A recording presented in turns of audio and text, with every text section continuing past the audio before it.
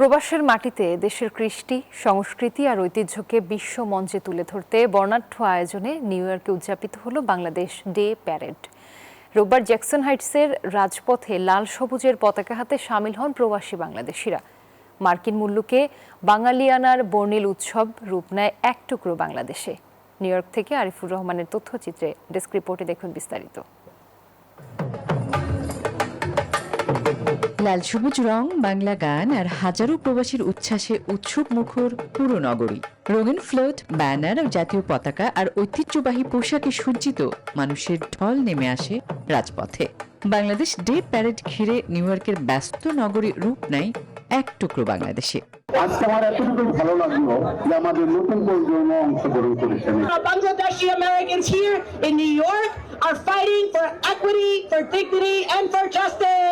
বর্ণাঢ্য এই প্যারেডে new York সিটির নির্বাচিত জনপ্রতিনিধি সহ অংশ নেয় 120টিরও বেশি সামাজিক সাংস্কৃতিক সংগঠন।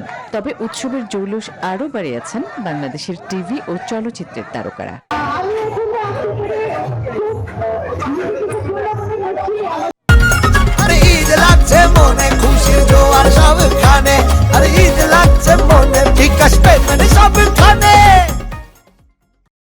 নিউ ইয়র্কের পাশাপাশি নিউ জার্সি, কানেকটিকাট, পেনসিলভেনিয়া এবং ভার্জিনিয়া থেকেও হাজার হাজার প্রবাসী বাংলাদেশি যোগ দেন এই উৎসবে। ডে প্যারেডে আমরা ঢাকা জেলা অ্যাসোসিয়েশনের পক্ষ থেকে সবাই আছি।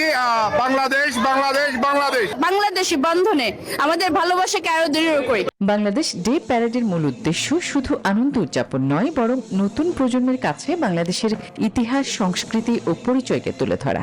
আমরা বাংলাদেশি, আমাদের বাংলাদেশিদের বাঙালিত্ব ফুটিয়ে তোলার জন্যই আমরা ডে প্যারেড শুরু করেছি। আমাদের একটাই উদ্দেশ্য, বাংলাদেশটাকে তুলে ধরা প্রবাসে। তবে আমন্ত্রণ জানানো হলেও সিটিমের জোহরান মামদানি অংশ না নেয় হতাশ প্রবাসীরা।